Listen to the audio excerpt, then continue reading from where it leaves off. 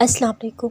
अपने आसपास अगर आप ऐसे लोगों को देखें जिनके पास वो है जो आपके पास नहीं, तो इस लम्हा उससे मुतासिर होने के बजाय उन चीज़ों को ज़हन में लाएं जो आपके पास है। उन्हें याद करके अल्लाह का शुक्र अदा करें।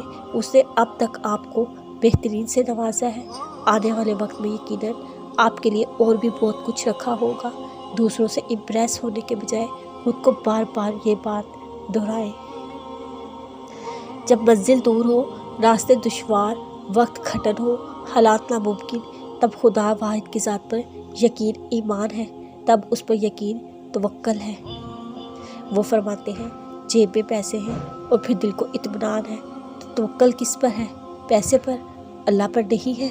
ऐसा ही तो है, मंजिल को पा लिया तो तवक्कल तो मंजिल पर है, खुदा पर नहीं, क्योंकि उस पर तवक्कल तो वो है जो सब कुछ खोकर भी कायम रहे, जो कुछ ना होते हुए भी ये कहने पर मजबूर कर दे मेरे रब तेरा शुक्र है। वो ज़ात रहम करने वाली है। उसके अस्मा में रहमान और रहीम। एक दर बंद करने से पहले उसने दर दूसरा खोल रखा होता है। बस हम इंसान बेखबर होते हैं। उस ज़ात पर भरोसा करना चाहिए जिसने सांसें अता की और वो भी बहुत कुछ अता करने पर कादिर है।